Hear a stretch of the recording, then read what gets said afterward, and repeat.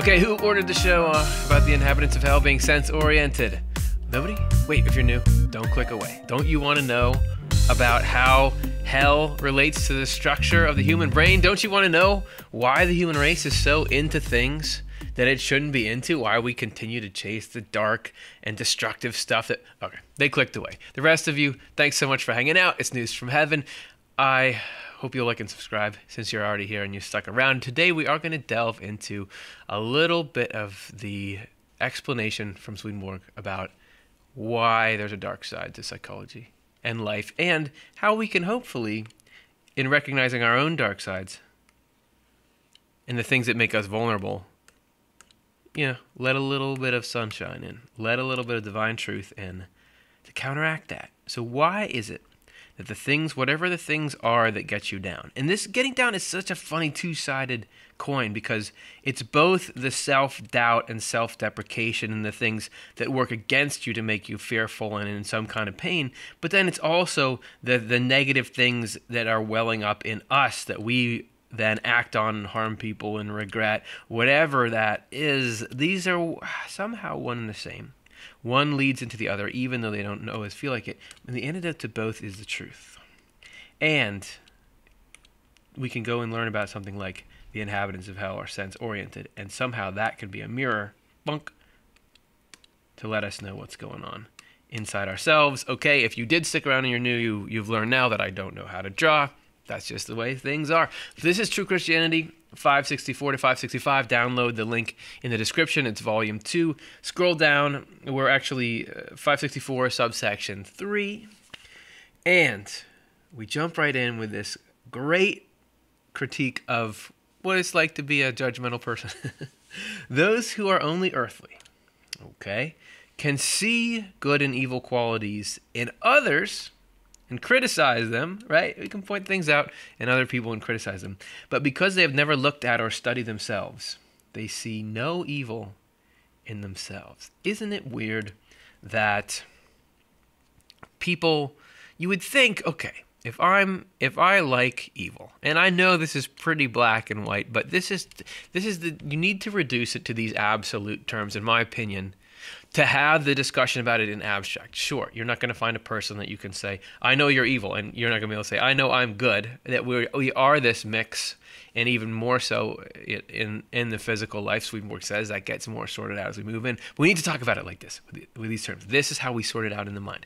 You would think if somebody loves evil, if somebody says it is great to do things that are unethical and harmful because they bring me joy, evil is good, greed is good, then you would think that you would no longer have any interest in criticizing the morality of other people. But you see this in real life, and you see this in Swedenborg, that even people who are immersed in evil are still following the template to say, look, you shouldn't be bad. You look at you, you did something wrong.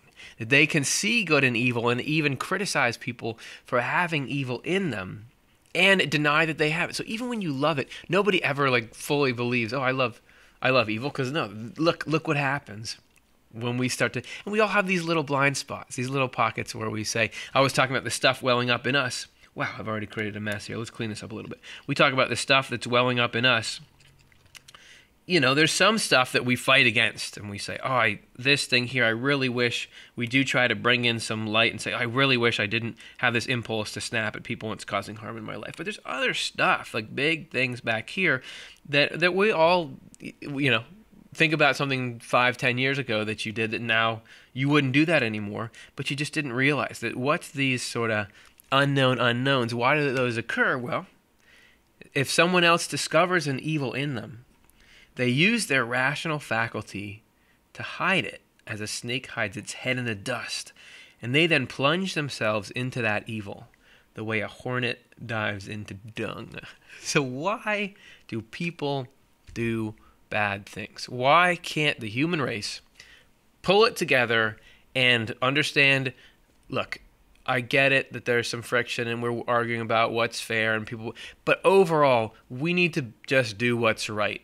Why can't we do that? Why can't we do that?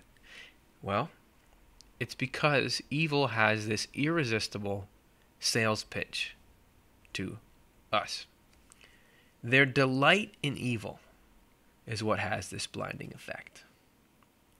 Because if something feels good, if you come across something in the mind that, let's say, this is some evil, this is some, and what do I mean by evil? This is some mode of being that if it was in somebody else, oops, you remember, here we can criticize good and evil qualities in others, that if we saw this thing being played out where somebody else was acting on that towards another person, we would know that's not fair, that's not good. Or, and more acutely, if the person was acting like this towards us, we would be the first to say this is evil.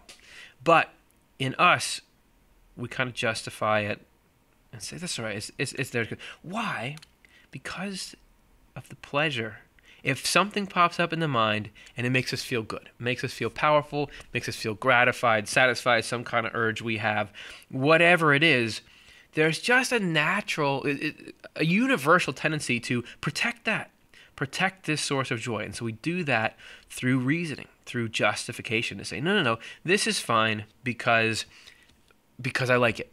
It's the same thing you think about, like corruption in lobbying and politics, that you have, let's say there's an industry that's causing harm, and it even knows that it's causing harm. Wasn't there the tobacco industry, had all these studies that said smoking is killing everyone, but they would try to find ways to spin that or say it's not so bad because the industry gave them money. And I can't look inside the minds and hearts of those people. There may be more nuance, but it's just an example of this is the way that if something is giving you joy, just like if an industry is giving you money, you will protect it because it's just very hard to pull yourself away from something that gives you cash. And here, joy is cash inside us. So if something's giving you that, it's really hard to say out, because why would you ever do that? That blinds us. The joy and evil, and Swedenborg says human race is in a condition where, because of just the history of the human race, we are kind of born with a tendency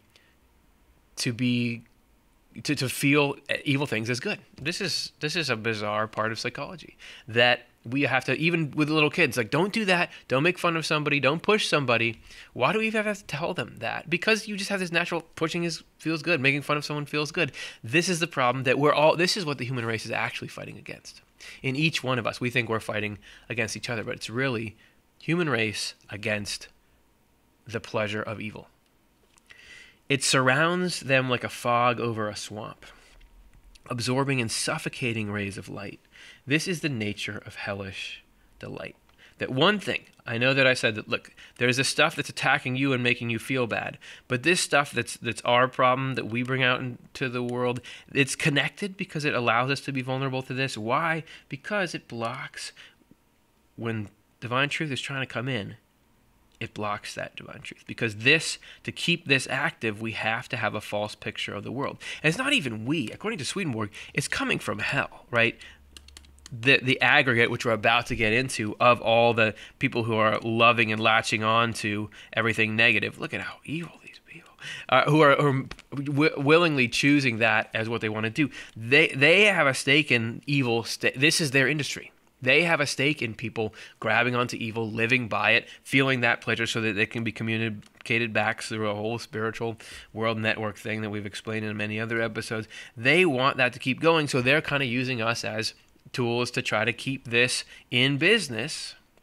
And to do that, there's this whole complex that resists the inroads that God and love and altruism and everything good is trying to make. This is the nature of hellish delight, and we're about to learn a little bit about how does this inflow happen. How could you not be interested in this? Oh, because you don't believe any of it's true? Okay, but just let the ideas sit and start to look at life and say, how is this explanation stack up against the other explanations that we've heard? It radiates from hell. This hellish delight radiates from hell. Okay, so we've got hell. Let's say this is hell.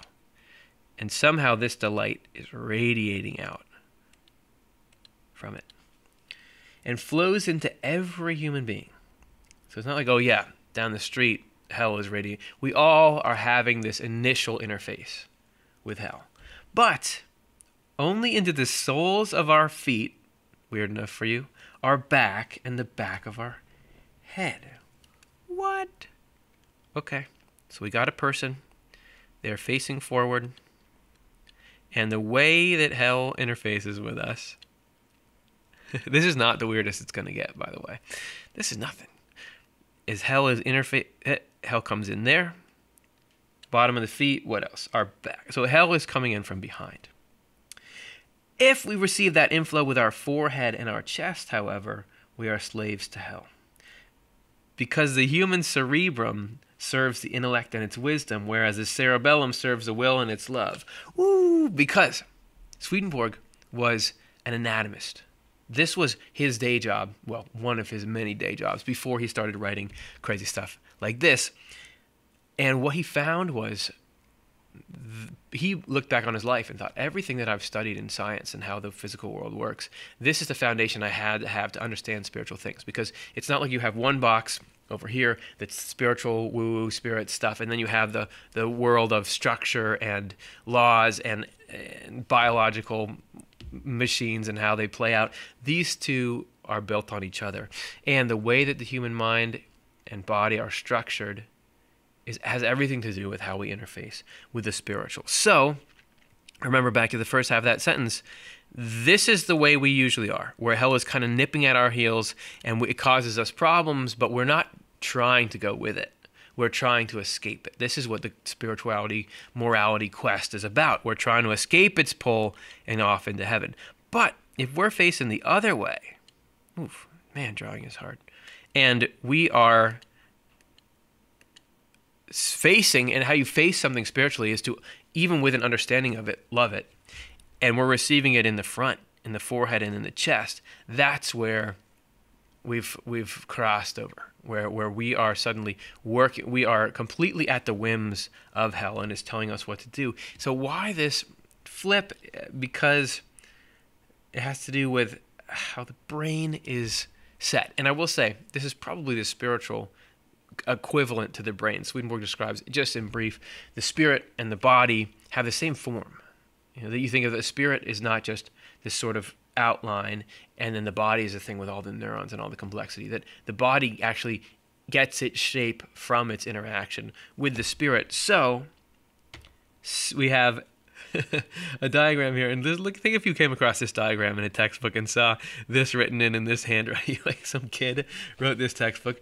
Okay, and I'm no brain scientist. I know that's hard to believe, but the point that's trying to be made is you got the cerebrum, and Swedenborg says this is intellect, which is what we, I don't think you'll find much argument scientifically that that's where we sort of think, and this is where we sort of feel or have impulses. And the problem is, if hell is coming in to the will, okay, right, that's a problem. You have these urges, but heaven can be coming in to the intellect and teaching us right from wrong. So there we're able to, if we're facing heaven, heaven can come in and say, this feeling that you're getting down here, well, this is why we need to move against that. This is why we need to fight against that, because you think about it, that would hurt other people, that would make them sad. Think about what it'll do to you in the future. You won't be happy anymore. This is right and wrong. This is the kind of penalties, whatever it is that can get us going, that can counteract what hell is trying to do here.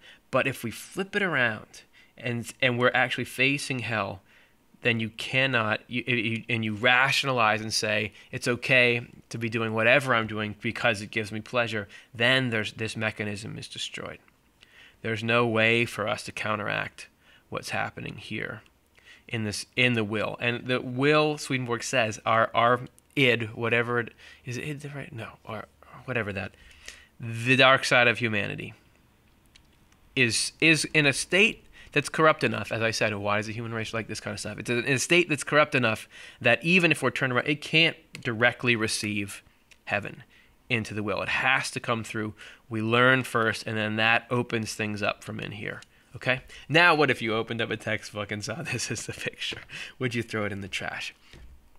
That's how hell and our spiritual direction matter. This is why we have two brains. Because there are these two main parts of the human being. the will and the intellect. And this is all throughout everything in Swedenborg. The only thing that can amend, reform, and turn around hellish delight, how do we stop it? What do we do to get rid of this thing? How do we cancel this industry connection meddling in our daily lives? Of the kind just mentioned is a rationality and morality that is spiritual. That if we can learn, look, this is not good. This thing harming this person is not good. Other people are people, just like I am. It is not good to cause harm. I should try to live better. That can come in. And that actually does have the power to break down these barriers. And once that's broken down, we can see that this is actually not joy. It masquerades as joy, but it's misery. And once that's happening, then this cut can finally happen, and we banish this stuff to the outer periphery.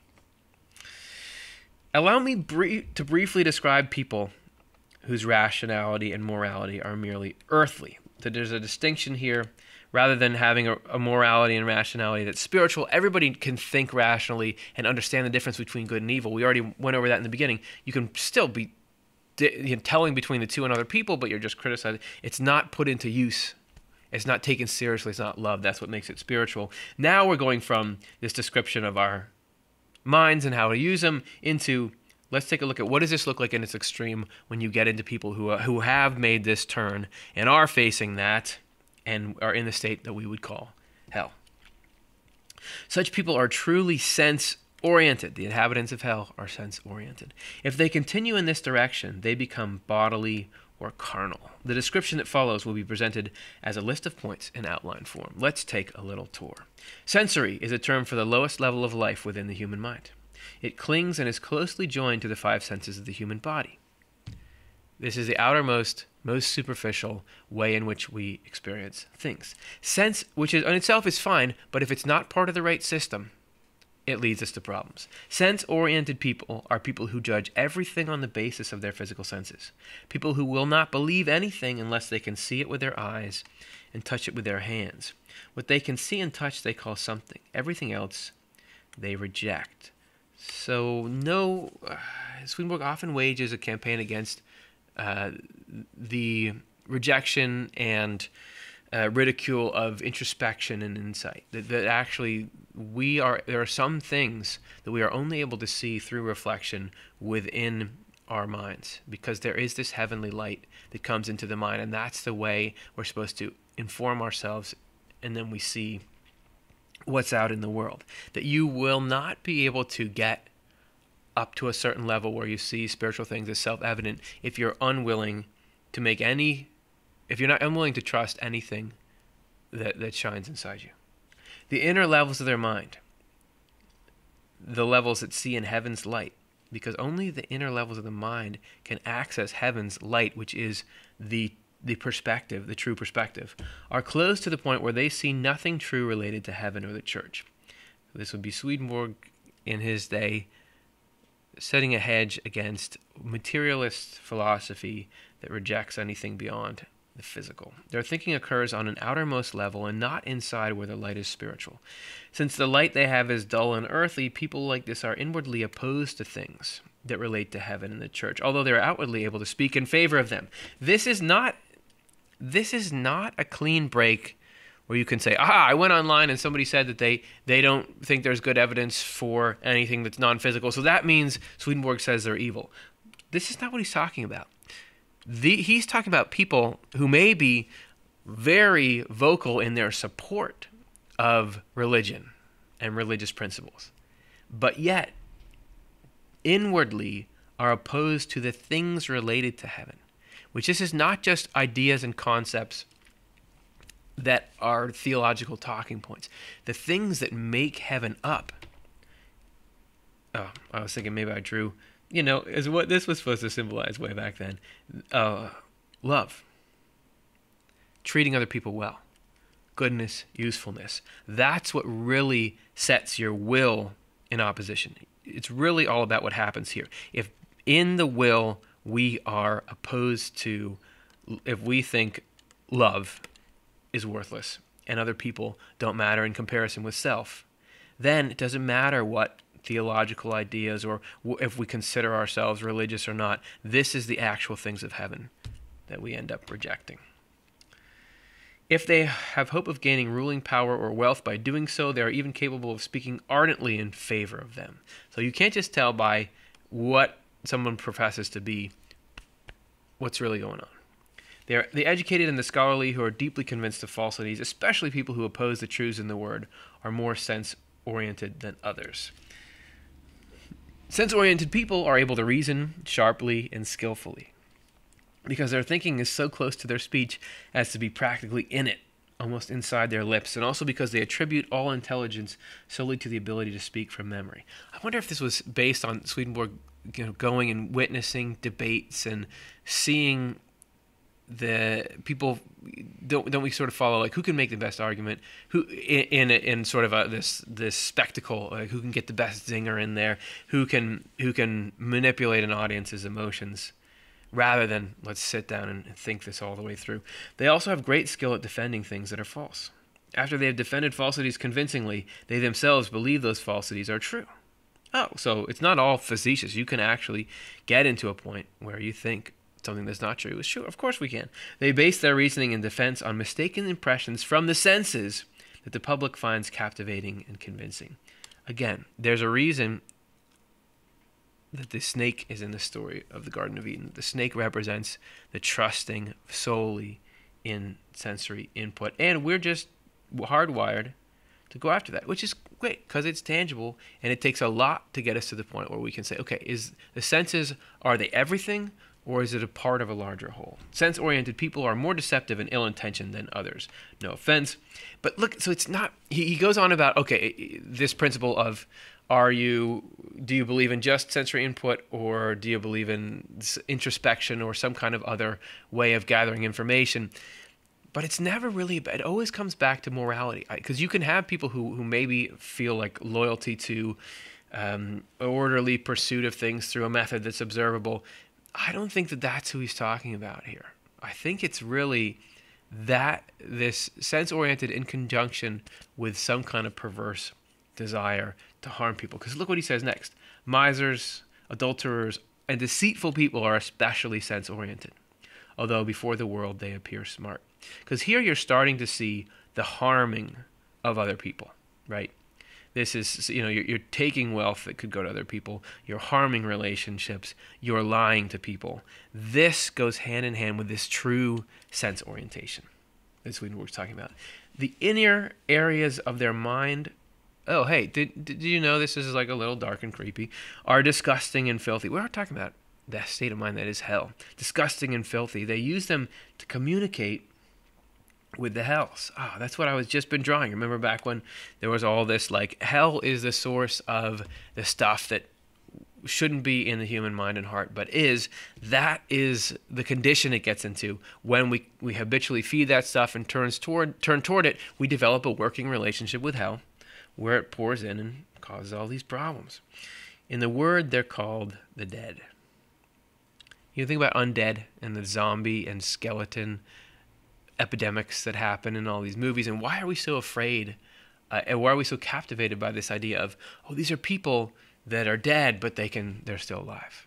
Why is that creepy? Would you think a zombie? Why is a zombie scary? There's no way that somebody who's dead and somehow come back to life is better physiologically equipped to chase you with an axe than a person who's already alive.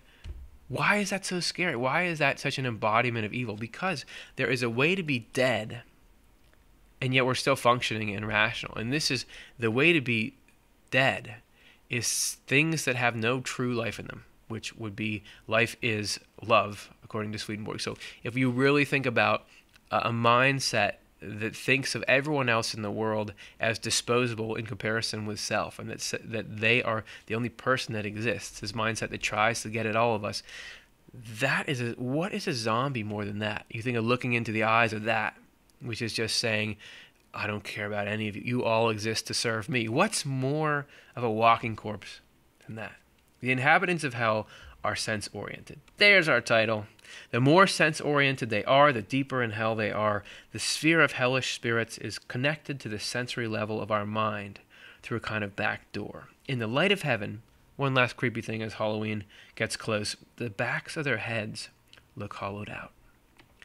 because you get to a point where the will level, and he could be, he talks about flipping around, so it could be two things.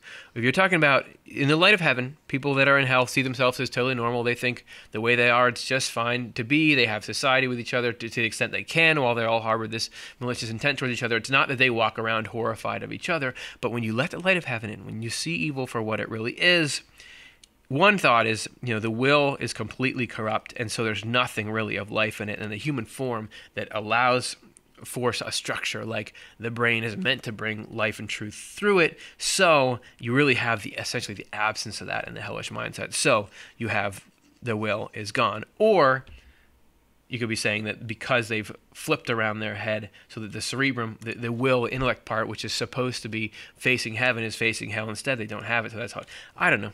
I don't always know exactly which side what leads to the correspondences that he's reporting here. But I do know you don't really want to have a hollowed out head. And if we can look at and say, look, these things that are harmful are nothing. They don't have the life in them that they seem to. It's actually spiritual death. How would we instead like to have light in the mind and light in the will? And together, those move us toward a fully functioning system where the things we see and the things that are coming in from heaven conjoin to create life in us, which not only makes us happy, but we become the opposite of a zombie. What is the opposite of a zombie? Is someone who's alive. Someone who's alive and they're not chasing you with an axe. They're like giving you, I don't know, candy.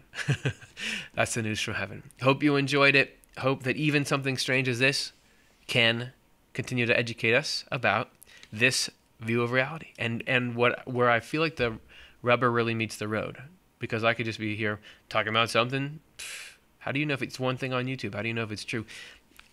When it goes into your mind and you go throughout your week where you're in your state of freedom and looking at the world, is this concept helpful? I mean, the truth should set us free. If we are trying to find the truth here, we should see that there are situations where we were feeling like we can't get past whatever darkness or whatever is holding us back. And these concepts allow us a bit of lift. That somehow they are solving these problems that are keeping us from being as happy as we should be and being as useful and helpful to other people as we should be. If that happens to you, leave a comment. I'd love to hear about it. Like and subscribe. And if you want to have this kind of spectacle continue, consider becoming a monthly supporter, OTLE monthly.causevox.com. This is where we can have a nonprofit like ours continue to function and continue to be willing to delve in and have these strange, challenging, hopefully fascinating, and ultimately hopefully useful conversations. So thanks for thinking of that. Thanks for letting me walk through this with you. Let me know again, does this help and how so? And we'll talk again soon.